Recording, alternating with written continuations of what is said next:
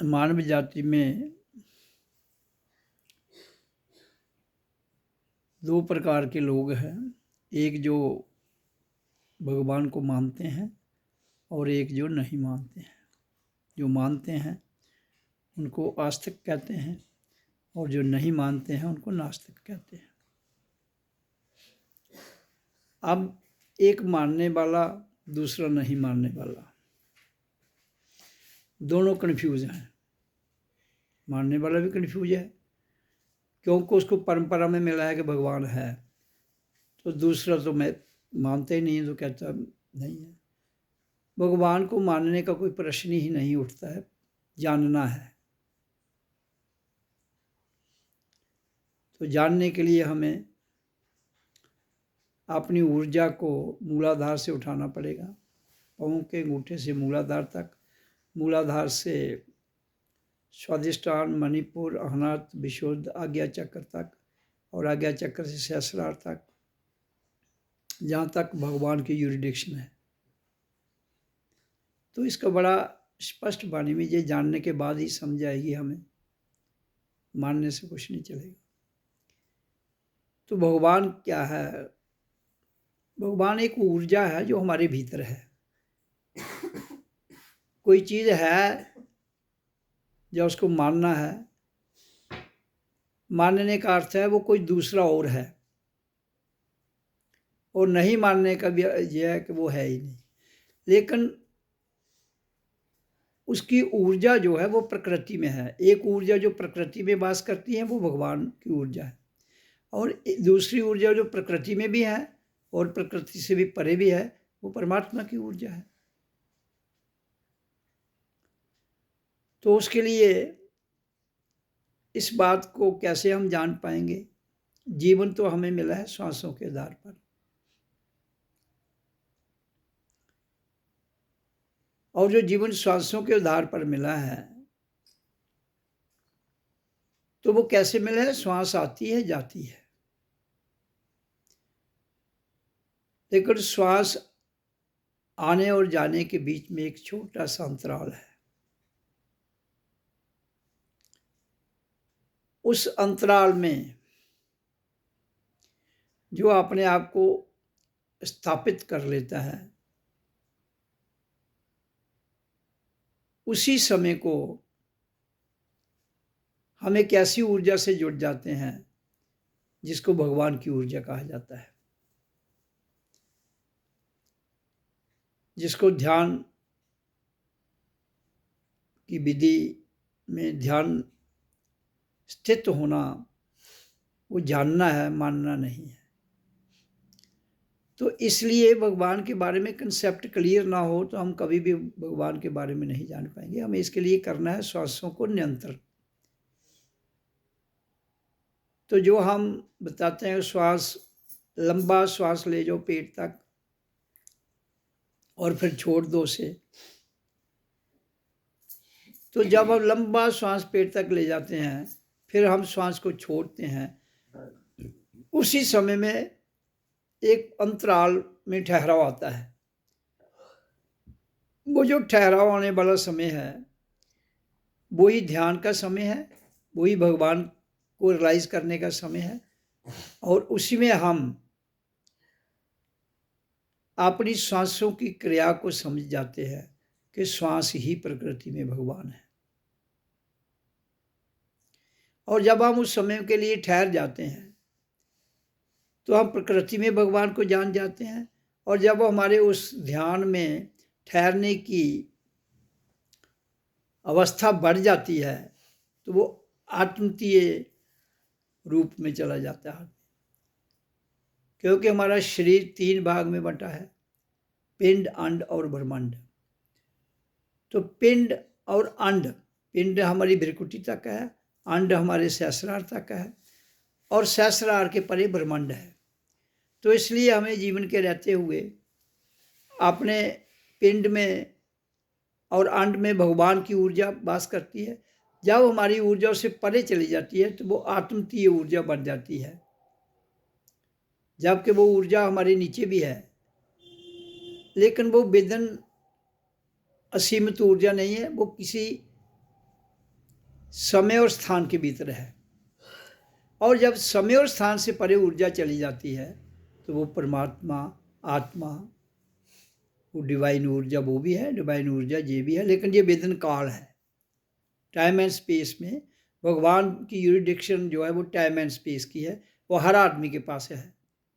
तो इसलिए हम ये नहीं कह सकते हैं कि भगवान है नहीं है, हमें जानना है, मानने का नहीं है। मानने से तो जो मान रहा है वो भी कन्फ्यूज है, जो नहीं मान रहा है वो भी कन्फ्यूज है, दोनों कन्फ्यूज में है। इसलिए जब तक आप मेडिटेशन के द्वारा एकाग्रता और अपने आप को ओम नाम का भजन करने से और सांसों को निरंतर करने से जैसे ही हमारी ऊर्जा ब्रिकुटी में आती है तो यहाँ क्या होता है, ज्योत प्रकट होती है। और फिर जब हमारा अभ्यास परिपक्व हो जाता है तो फिर हमारे भीतर से एक आवाज़ सुनाई देती है जिसको हम नाद ध्वनि कहते हैं। तो ज्योत का देखना और आवाज़ का सुनना, ओम की ध्वनि का भीतर एक ओंकार सतनाम करता पुरख निर्भय निर्भव अकाल मूर्त, जब हम इतना जान जाते हैं तो फिर हमें समझ आ जाती है कि भगवान काल तक सीमित है और आत्मा जो है अनहद नाद ध्वनि वो हमें काल के परे ले जाती है। फिर हम इस बात को सिद्ध कर सकते हैं भगवान क्या है। नाम देने से आप भगवान दे लो, कुछ और दे लो, कोई फ़र्क नहीं है, लेकिन यहाँ तो आमतौर पर भगवान ही कहा गया है।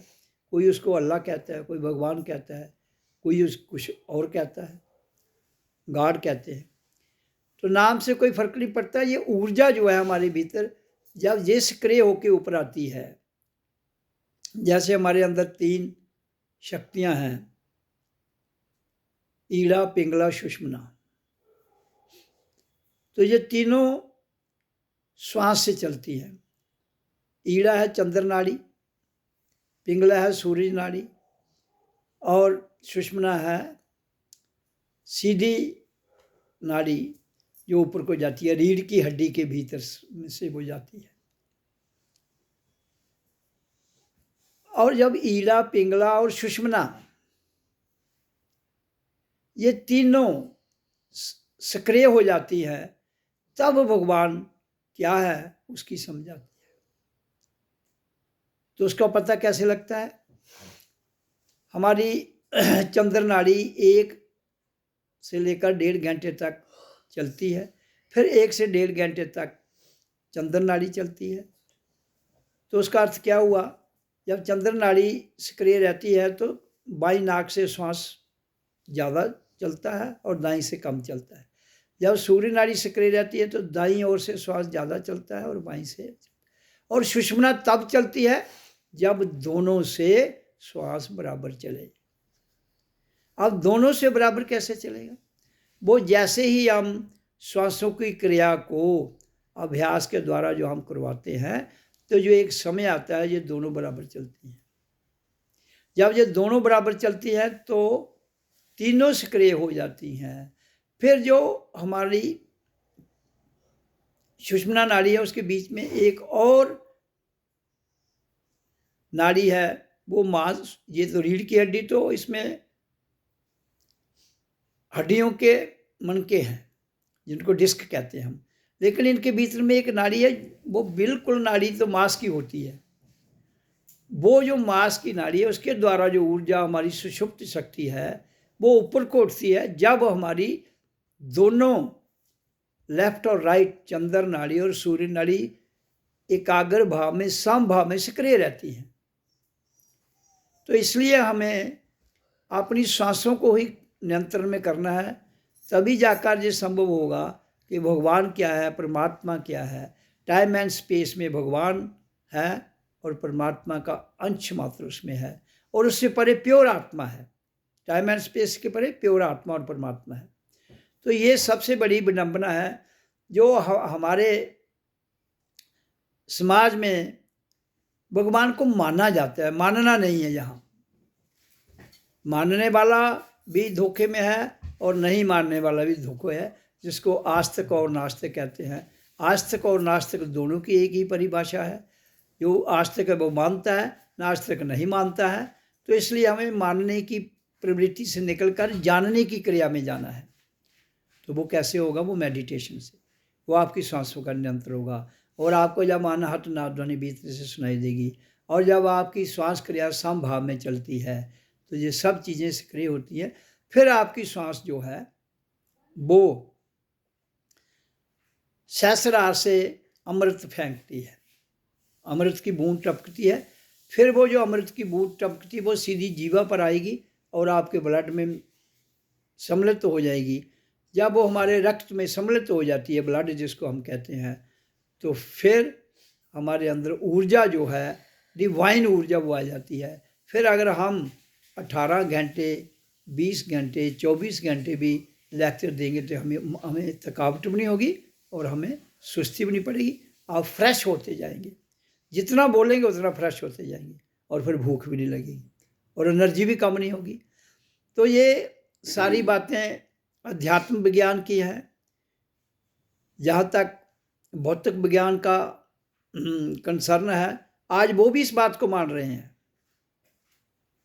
आज वो भी इस बात को मानते हैं। क्यों? कि जब हमारे ग्रंथ लिखे गए, ग्रंथों में तो ये पहले ही उन्होंने, ऋषि मुनियों ने ये बात बताई है, लेकिन जो साइंटिस्ट थे वो नहीं मानते थे। लेकिन अब जैसे अब AI आ रही है, क्वांटम फिजिक्स आ रही है और भौतिक फिजिक्स भी है, तो इसमें इनके जो हमारी 5 सेंसेज हैं, ये उससे परे 2 सेंसेज और हैं जो साइंटिस्ट नहीं मानते थे। तो वो हमारी एक संवेदनशीलता है और एक जो प्राण वायु की गति ठहर जाती है, तो उससे हमें इस बात का ज्ञान हो जाता है। तो इसलिए भगवान का कंसेप्ट जो पत्थरों तक है, जो मूर्तियों तक है, वो प्रतीक हैं आपके, वो खाली प्रतीक हैं। उससे आपको उस रियलाइजेशन को नहीं जान पाओगे जब तक आप उससे आगे नहीं बढ़ोगे। इसलिए हमें अभ्यास के द्वारा ये जानने का प्रयास करना है कि ये जो ऊर्जा हमारे भीतर है, हम सबके भीतर ऊर्जा है, तो भगवान सेपरेट नहीं हो सकता है, वही ऊर्जा ही भगवान है, तो हम सबके भीतर है। तो इसका अर्थ क्या हुआ? जिसने अंदर से रियलाइज किया है उसको समझ आएगी कि भगवान क्या है। नहीं तो इंसान एक भ्रमित दिशा में मानने की अवस्था जो है मूर्तियों तक सीमित है, भगवान है। और जानने की जो विधि है वो जानने के बाद ये समझाती है कि भगवान हमसे अलग नहीं, हमारे भीतर है। वही ऊर्जा टाइम एंड स्पेस में भगवान है, वही ऊर्जा टाइम एंड स्पेस से परे आत्मा है। ट्रांसफॉर्मेशन, रूपांतर, ऊर्जा का रूपांतर जो है वो हमारे सहस्रार से नीचे भगवान है और सहस्रार से परे आत्मा है। जब चली जाती है तो वो हमारे भीतर से उसकी ट्रांसफॉर्मेशन होती है, मूर्ति से तो कुछ होगा नहीं। तो इसलिए मूर्ति एक एकाग्रता के लिए ठीक है, उसको आप टिकी लगा के देखते रहो तो एकाग्रता बनेगी। तो एकाग्रता के लिए जैसे आप उसकी जगह दीवार पर भी कोई फोटो लगा लो, उसको एकाग्र कर लो, मंदिर में रखी हुई मूर्ति पर ध्यान लगाओ, एकाग्र कर लो। उसका केवल अर्थ इतना ही है कि एकाग्रता के लिए वो ठीक है। उसके आगे मेडिटेशन जो है वो आपको भीतर से ऊर्जा जब ऊपर आएगी वो तभी संभव होगा जिस दिन आपकी श्वास क्रिया दोनों साइड से, लेफ्ट और राइट से समभाव में चलेगी। इसलिए कृष्ण की जो मेडिटेशन है, गीता में कृष्ण क्या कह रहा है उसको, अर्जुन को यही कह रहा है, अर्जुन समभाव में अपनी श्वासों को ला, बिरकुटी में ध्यान लगाते हुए अपनी श्वास क्रिया को ध्यान दे। जब वो समभाव में हो जाती है तो आपको समझ आ जाएगी कि भगवान, मैं ही भगवान हूँ, मैं ही शिव हूँ और मैं ही ब्रह्मा हूँ, मैं ही विष्णु हूँ। ये सारी ऊर्जाएं हैं। जैसे नाभि तक ब्रह्मा की ऊर्जा है, हृदय तक आपकी विष्णु की ऊर्जा है और बिरकुटी के बीच में शिव ऊर्जा है, और उससे परे ब्रह्मा विष्णु शिव जो आपकी मान्यता है वो सब नीचे रह जाते हैं। फिर एक डिवाइन आत्मतीय शक्ति आती है जिसको हम अहम ब्रह्मस्मि तत्वमसि, मैं हूँ, ये सारी अंदर से ही अपने आप शब्द निकलते हैं। इसलिए कहते हैं निरंतर ज्योत, अंतर ज्योत निरंतर वाणी। अंतर ज्योत है कि अंदर देखना है आपने ज्योत को, और निरंतर वाणी का अर्थ है शब्द लगातार चलता है अपने आप। पहले तो हम अभ्यास करते हैं ओम का, फिर वो अभ्यास टूट जाता है, लेकिन मैं फिर भी अभ्यास इसलिए करवाता हूँ कि प्रकृति में जो ओम की ध्वनि है, ये दूसरी ध्वनि को जब आपको बैठना है मेडिटेशन में, जब तक आपको अनाथ नाद ध्वनि और निरंतर अंतर जोड़ निरंतर वाणी नहीं सुनते हो। निरंतर वाणी करता है शब्द का सुनना, वाणी करता है शब्द।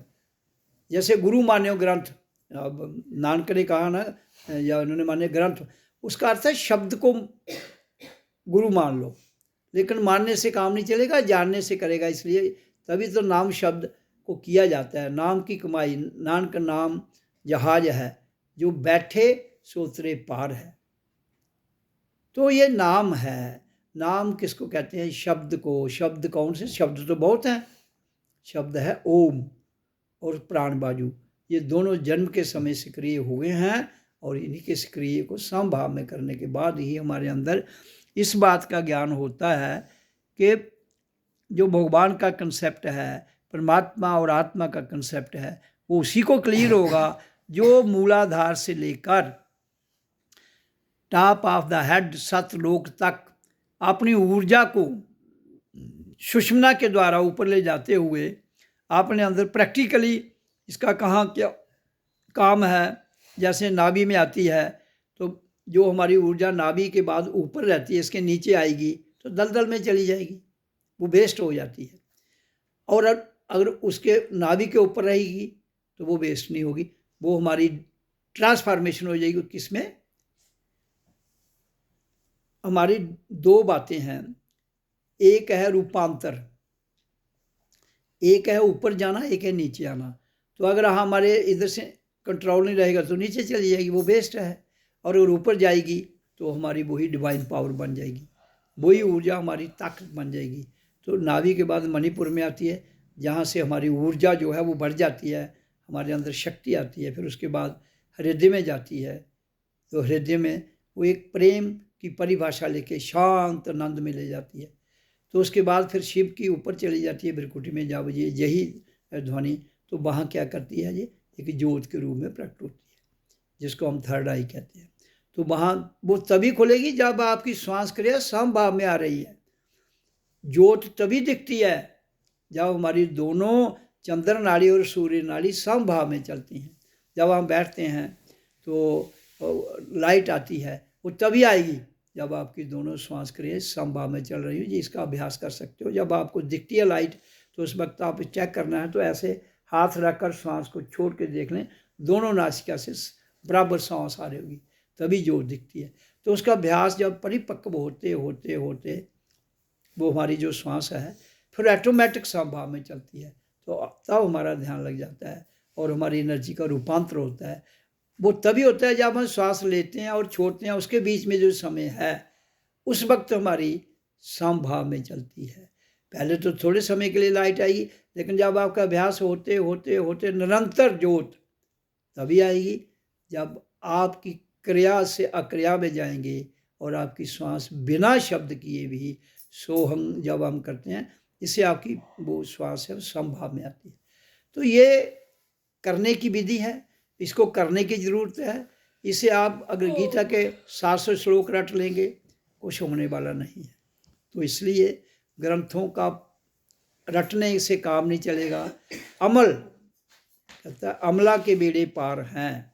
जब तक तुम भीतर से अमल करके इस ऊर्जा को, जो हमारे अंदर सुषुप्त शक्ति के रूप में बैठी हुई है, इसको ऊपर नहीं ले जाओगे, तब तक भगवान परमात्मा और जितनी भी आपके ये देवी देवता हैं, उनके प्रति जो आपको प्रथाओं के आधार पर, मान्यताओं के आधार पर फंसाया गया है, आप नहीं निकल पाओगे। क्योंकि पीढ़ी दर पीढ़ी लोगों के अंदर ये इस तरह पक्के हो गए हैं। लोग कहते हैं भाई सारी दुनिया इनको मानती है, वो क्या तुम क्यों नहीं मानते हो? हम इसलिए नहीं मानते हैं, हम कहते हैं मानना किसी को नहीं है, जानना है। जानो। हाँ, अब वो जानने का प्रयास भी नहीं करेंगे और मुफ्त की बहस करेंगे, क्योंकि उनको सिर्फ बहस की आदत है, तर्क वितर्क की आदत है, करने की आदत नहीं है। इसलिए मैं कहता हूँ कि आपको अगर इस लाइन को समझना है, जितनी भी ऊर्जा उसको ट्रांसफॉर्मेशन जब होती है आपको खुद पता लगता है। तो अगर नहीं ऐसा होता है तो इसका मतलब है हमारे करने में कमी है। जहाँ आप गुरु की वाणी पर नहीं चलते हो, इसलिए जब गुरु जो कहता है उसको अमल में नहीं लाते हो, तो फिर उसका प्रभाव नहीं होता है। इसलिए मैं कहता हूँ जब मेरे पास आ जाओ तो जो मैं कहता हूँ उस पर चलो, फिर उसका असर होगा। अगर मेरे पास आके चलते नहीं हो तो फिर कभी असर होगा, कभी नहीं होगा, तो फिर डामाडोल रहता है आदमी। तो इसलिए संसार के लोग खाली काल की भक्ति करते हैं, भगवान की अवधि काल में है, काल से परे भगवान जो है वो आत्मा में, वो वही ऊर्जा आत्मा में बदल जाती है। तो वो बदले अपनी ऊर्जा को, तो तब उनको फिर कभी वो फिर प्रश्न भी नहीं पूछेंगे, उनको अंदर से रियलाइजेशन हो जाएगी। प्रश्न वही आदमी पूछता है या तो वो कहीं फंस जाता है, या वो मेहनत नहीं करता है, या फिर वो वाणी पर चलता नहीं है, जैसे मैं कहता हूँ। इसलिए संसार को ये बात समझने के लिए उसके इसके लिए समय निकालना पड़ेगा। माया के लिए हर कोई 24 घंटे लगा है, और ये जानते हुए भी कि ये साथ नहीं जानी है, लेकिन फिर भी उसमें डूबा हुआ है। उस डूबने, माया में डूबने के बजाय अपने आप में डूबो तो समझ आ जाएगी। माया में डूबेगे तो फिर भड़कना ही रहेगी, होगी तो तब भी भड़कना है, नहीं होगी तब भी भड़कना है। जो चीज़ होने और ना होने से भड़कना पैदा करती है वो खतरनाक होती है। इसलिए कबीर ने कहा है माया बहुत बड़ी ठगनी है। तो इस माया से बचने के लिए 3 चीज़ें, कामी, क्रोधी, लोभी से भक्ति ना हो पाए। भक्ति करे कोई सूरमा, जाति वर्ण कुल खोए। तो इसलिए आप समय दो ना। समय तो जो भी सत्संगी मेरे पास आते हैं, मेरे हाल 50 साल से कोई भी काम नहीं होगा चांदे को छोड़कर। 20-20 साल हो गया उच्चारण करते हुए। तो फिर अगर उनमें वो आज तक जागे नहीं, हमारा है क्रांति क्या है, physically fit, mentally strong, spiritually aware. शारीरिक तौर पर हमें फिट रहना है और मेंटली स्ट्रांग रहना है। लेकिन इस सफ़र में बहुत बदलाव आते हैं, बहुत दिक्कतें भी आती हैं। वो दिक्कतों को झेलते हुए, और जितनी भी क्योंकि दिक्कतें तो आएंगी, क्योंकि आपको जन्म जन्मांतर के बीच में वो अभ्यास इतना पक्का हो रहा है जो लकीर के फकीर बन चुके हो। जैसे रस्सी पड़ी है तो रस्सी को ही सांप मान के चल रहे हो, रस्सी जल भी गई, रस्सी को हटा भी दिया जाए तभी उस जगह का भय नहीं खत्म होता है जहाँ आपने सांप देखा हो। तो इसलिए जब हम ये फालतू की बातें अपने दिमाग पर निकालेंगे, ये सबके साथ ऐसा होता है। किसी भी जगह कोई चीज़ ऐसी डर वाली होगी, कुछ दिन उसका वो चीज़ मार भी दो तभी उधर असर उसमें प्रभाव होगा कि नहीं यार यहाँ ऐसा हुआ था। तो ये प्रकृति का जितना भी सिस्टम है, इसको बड़ी सतर्कता में समझने की ज़रूरत है और वहम से निकलने की आवश्यकता है। जब तक वहम डर होगा तो वहम भी होगा। तो दोनों तभी संपन्न होते हैं, खत्म होते हैं, जब हम भीतर से अपने आप को जानते हैं। भीतर से जानना है, मानने का तो प्रश्न ही नहीं उठता है। लेकिन हिंदू कहता है कि ये भगवान है। अगर नाम है तो है, लेकिन कंसेप्ट क्लियर करो। कंसेप्ट क्लियर नहीं करते हो। आप कहते हो भगवान हमारा काम करेगा। कोई किसी भगवान, अगर दूसरे को शक्ति को मान के तुम कह रहे हो वो काम करेगी, ऐसा नहीं। वो भगवान की शक्ति आपके भीतर है, आप ही उससे जुड़ोगे तो ऑटोमेटिक आप कर्म करोगे तो उसका फलादेश जिसके योग्य होगे वो मिलेगा। उसको तो कोई रोक ही नहीं सकता, उसको कोई नहीं रोक सकता। तो अगर आप कोई मेहनत करते हो उसका फलादेश नहीं मिलता है, या तो आपकी मेहनत में कमी है, तो या फिर आप उसका मेथड गलत है आपके पास। इसलिए जैसे एक आदमी और दिमाग लगाता है, वो करोड़ों रुपया कमा लेता है। एक आदमी फिजिकल काम करता है तो वो करोड़ों कहाँ कमाएगा, दाल फुल्का चलता है। तो ये सारी सिद्धियां हैं जिन सिद्धियों के आधार पर इंसान जो है वो माया में लगाता है। अब एक आदमी एमए करता है तो वो 16 साल जो एजुकेशन में लगाता है, 17, वो क्या है, दैट इज सिद्धि। फिर उस सिद्धि जिसलिए की है फिर उसका उतना ही बेनिफिट लो, जो पे मिलती है एक इंसान को उसका उतना ही। तो अगर हम उसी सिद्धि को लालच में ले जाएंगे करोड़ों अरबों, आप देखो, आप पूरे सर्वे कर लो इंडिया का, जो जिनके पास एक्स्ट्रा धन आ रहा है वो कहाँ से आ रहा है, वो मतलब दूसरों का हिस्सा खा रहे हैं, तो सिद्धि का मिस यूज कर रहे हैं, वो गलत प्रयोग कर रहे हैं। तो इसलिए सिद्धियाँ खतरनाक हैं, वो चाहे फायदा भी दें। इसलिए हमें, तभी तो संत महापुरुषों ने कहा है कि कामी क्रोधी लोभी से भक्ति ना हो पाए। तो जब सिद्धि आती है, सिद्धियाँ आती है, प्रसिद्धि होती है, लोग आपको, कोई अफसर होगा उसको, जब अफसर नहीं रहता तो कोई पूछता भी नहीं है, तो जब तक वो रहता है तो सिद्धियों का असर एक टाइम पीरियड है उसका, उसके बाद वो सब खत्म हो जाता है। लेकिन परमात्मा का, भगवान जिसको हम काल में कहते हैं, वो सिद्धियों में नहीं फंसना चाहिए हमें, लेकिन प्रकृति फंसाएगी। आपको निकलना है, निकल तभी पाओगे अगर आप ध्यान की विधि, मेडिटेशन सुबह रोज ब्रह्म मुहूर्त में 2 घंटे बैठोगे, तो मान कर चलो 4 से 6, 2 घंटे रोज बैठना ही बैठना है। तो दिन को वो सुबह की बात है, और रात को सोने से पहले 1 घंटा बैठ लो, 3 घंटे हो गए, लेकिन मिस नहीं होने चाहिए। अगर किसी को असर नहीं होता है मेरे को कांटेक्ट करो, भाई असर नहीं होता है, फिर मैं उसको पूछूंगा, भाई तो जो मैंने बताया उस पर चल भी रहे हो कोई, जो मैंने बताया तो चल कहीं और रहे हो, तो फिर असर नहीं होगा, फिर बड़ी देर से होगा। जो असर 1 महीने में होना फिर 100 साल भी लग सकते हैं, क्योंकि एक दफ़ा आप स्लिप कर जाओगे तो बिल्कुल डाउन में आ जाओगे, फिर चढ़ोगे, फिर स्लिप करोगे डाउन में, तो सारी उम्र up down up down up down चलता रहेगा, तो फिर होगा ही नहीं। फिर आप कहोगे यार मैंने बहुत भजन किया, कोई असर ही नहीं हुआ। असर होता है, लेकिन करनी, कहता है कथनी तज करनी कर तापा मम पार, तो अमला दे बेड़े पार हैं। इसलिए हमें प्रैक्टिकल जीवन ढालना है, तभी संभव होता है। ओ